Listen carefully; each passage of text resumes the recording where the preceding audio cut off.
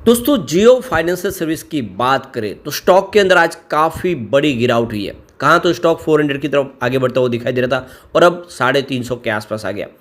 ऐसे में लोगों को बहुत ज़्यादा चिंता हो रही है, क्या स्टॉक बहुत भारी गिरावट की चपेट में आने वाला है या फिर यहाँ पे एक तरह से खरीदारी की जा सकती है निचले लेवल से।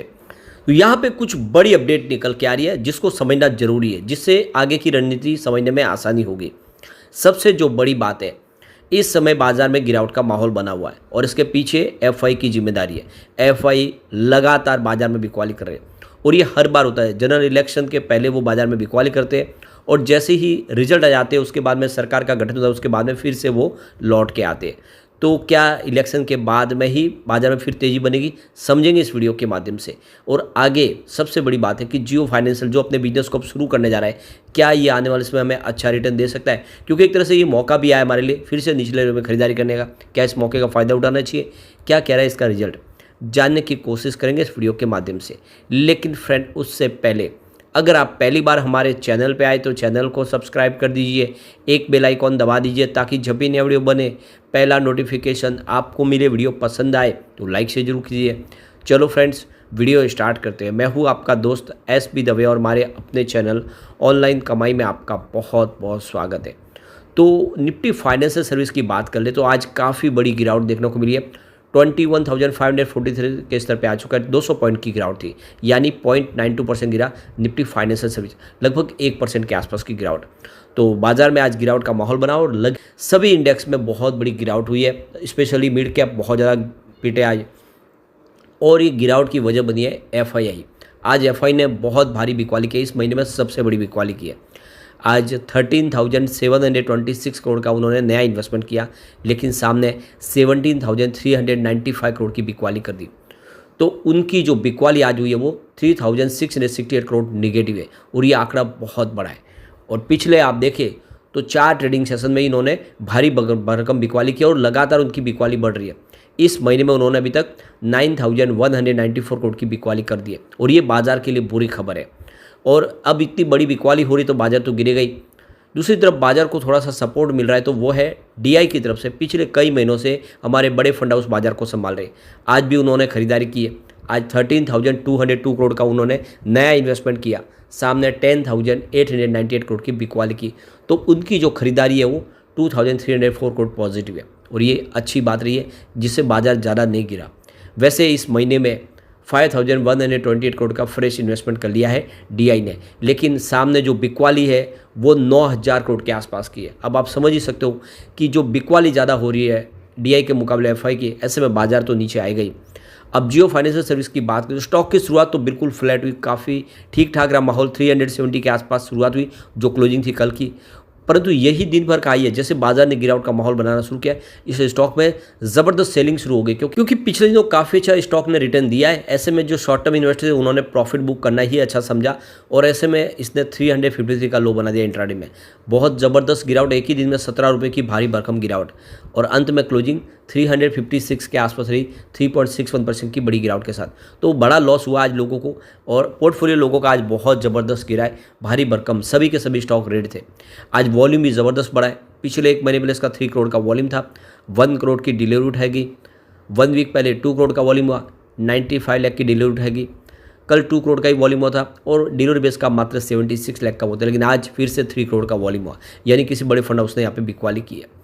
अब इसकी परफॉर्मेंस देखें तो वैसे तो 16 तारीख के आसपास स्टॉक 361 के आसपास ही था, वहाँ से इसने बढ़ना शुरू किया, काफ़ी अच्छी तेज़ी की संभावना बनी और आप देख सकते हो 24/4 को ये इंट्राडे में 391 तक चला गया और इससे पहले 23 तारीख को 394 को इसने टच किया था, यानी 400 होने में सिर्फ यहाँ पे 4 रुपये का ही फ़र्क रह गया था और ये बहुत कम समय, यानी आप देखें तो 4 ट्रेडिंग सेशन में ही स्टॉक 360 से लगभग 400 के पास पहुँचा। लेकिन उसके बाद में यहाँ पे आ गई प्रॉफिट बुकिंग की संभावना, तो आप देखें धीरे धीरे स्टॉक करके नीचे आया और वहाँ से 394 से आप देख सकते स्टॉक गिरते हुए अब इस समय 356 तक आ चुका है। तो ऐसे में आप देखें तो प्रॉफिट बुकिंग इसमें काफ़ी ज़्यादा हो चुकी है।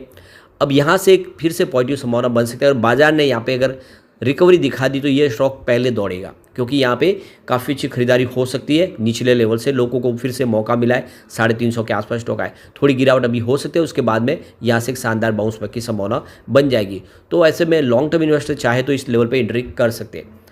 अब यहाँ पे ये जो गिरावट का माहौल बना बैंकों में और एनबीएफसी में पिछले 2 दिनों से, इसके पीछे आरबीआई की तरफ से जो एक नया फैसला किया गया, जो नई गाइडलाइन जारी की गई है, उसने इस सेक्टर को पूरा कमज़ोर किया है, यहाँ पे माहौल गिरावट का बना है।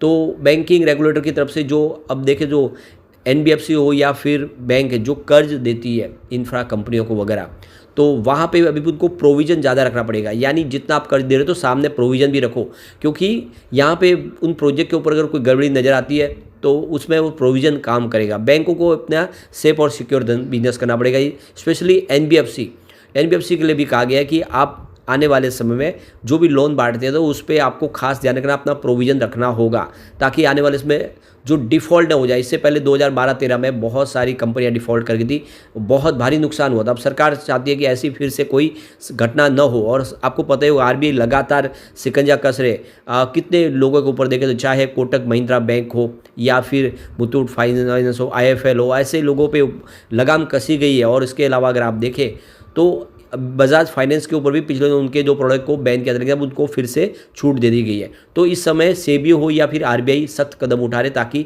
बाजार में किसी प्रकार की प्रॉब्लम ना हो। और ऐसे में ये भी एनबीएफसी है तो इसके ऊपर असर तो पड़ेगा ही, क्योंकि पूरे सेक्टर पे असर पड़ता है। तो सीधा रिजर्व बैंक ऑफ इंडिया का जो फैसला, उसका असर हमें जियो फाइनेंशियल में भी देखने को मिला। वैसे यहाँ पे एक अच्छी गुड न्यूज़ निकल के आ रही है। एनबीएफसी इस समय देखो इंडिया की इकोनॉमिक ग्रोथ में एक अपना बड़ा योगदान देने जा रही है। तो ये जो रिपोर्ट कह रही है कि बैंकिंग सेक्टर के जैसे ही एनबीएफसी भी इकोनॉमिक ग्रोथ में अपना पूरा योगदान दे रही है, और काफ़ी शानदार तरीके से। यहाँ पे देखो बहुत सारे लोग हैं जो बैंकों से अपनी सेवाएं नहीं ले पाते, लेकिन एनबीएफसी उनको वो सेवाएं दे सकती है, लोन बांटना हो या दूसरी और सेवाएं हो, तो ये एनबीएफसी बढ़ चढ़ के कर रही है। और ऐसे में आप देखें तो इकोनॉमिक ग्रोथ में सबसे बड़ा योगदान हो सकता है, और आने वाले समय सरकार भी इस सेक्टर को प्रोत्साहित करेगा। तो आप देख सकते हो कि एनबीएफसी के लिए ये अच्छी खबर है। अपना रोल देखिए तो इकोनॉमिक ग्रोथ में इनका बड़ा दिखाई दे रहा है, और इस समय जो नई टेक्नोलॉजी आर्टिफिशियल इंटेलिजेंस उसका इस्तेमाल किया जा रहा है, जिससे ज़्यादा से ज़्यादा बेहतर परिणाम देखने को मिले। और अभी यहाँ पे देखें तो जियो फाइनेंशियल ने तो अपनी जो शुरुआत की है, बहुत सारे अलग अलग डाइवर्सिफाइड पोर्टफोलियो के साथ कंपनी आगे बढ़ रही है। पॉजिटिव नतीजा बिल्कुल देखने को मिलेगा, गिरावट का फ़ायदा उठाया जा सकता है, और ये हम इसके रिजल्ट के माध्यम से भी जान सकते हैं। अगर आप इसके रेवेन्यू की बात करें तो रेवेन्यू जो लगातार कम होता, 2020 में 349 करोड़ के आसपास था, जो 2023 में गिर के 41 करोड़ के आसपास है, यानी पिछले 4 साल से लगातार रेवेन्यू गिर रहा था। ये ग्राफ आपको नीचे जाता हुआ दिखाई देगा, लेकिन 2024 में सडनली एक बड़ा जंप देखने को मिला। जब बिजनेस की शुरुआत हुई, ये रेवेन्यू सीधा 638 करोड़ तक पहुँच गया है, और ये आंकड़े बहुत ज़्यादा उत्साहवर्धक है, जो इशारा करके जियो फाइनेंशियल सर्विस में निवेश किया जा सकता है। और इसी तरह से नेट प्रॉफिट की बात कर ले तो 2020 में 229 करोड़ के आसपास था, वो 2023 में गिर के 31 करोड़ के आसपास आ गया, लेकिन 2024 में सीधा 382 करोड़ तक पहुंच गया। यानी 2024 हर मामले में देखें तो जियो फाइनेंशियल सर्विस के लिए अच्छा रहा है, और अब बिजनेस आगे बढ़ेगा और इसके आंकड़े और उत्साहवर्धक होंगे। अब इसके रिटर्न को भी अगर हम देखें तो दूसरी पेयर कंपनियों की तुलना में इसने अच्छा रिटर्न दिया है। पिछले 6 महीनों में जियो फाइनेंशियल सर्विस ने 64% का ज़बरदस्त रिटर्न दिया है। इस दौरान बजाज फाइनेंस में देखें तो मात्र 2.89% की तेज़ी बनी है, और चोलामंडलम फाइनेंस में 14% की तेज़ी बनी है। बात करें 3 मंथ की तो जियो फाइनेंशियल ने यहाँ पे 32% का शानदार रिटर्न दिया है, और बजाज फाइनेंस ने 1.19% की तेज़ी बताई है, चोलामंडलम फाइनेंस में 12.64% की तेज़ी है। ओवरऑल देखें तो अपनी पेयर कंपनियों की तुलना में इसका रिटर्न अच्छा है, और लॉन्ग टर्म इन्वेस्टर के लिए एक अच्छा मौका है कि खरीदारी करें। कम्युनिटी सेंटिमेंट भी स्टॉक के साथ बना हुआ है, 50% बाय की कॉल है, 17% सेल की कॉल है, 33% होल्ड की कॉल है। तो ये आप देख सकते हो कि 100 में से कम 83% लोग इसको लेना पसंद करें, तो दाव लगाया जा सकता है। लेकिन फिर कोई भी इन्वेस्टमेंट करने से पहले अपने फाइनेंशियल एडवाइजर से बड़े ले ले, या अपना खुद का रिसर्च करें, क्योंकि मैंने वीडियो आपके एजुकेशनल पर्पज़ के लिए ही बनाया। वीडियो पसंद आए तो लाइक से जरूर कीजिए और चैनल को सब्सक्राइब कर दीजिए। Thank you friend.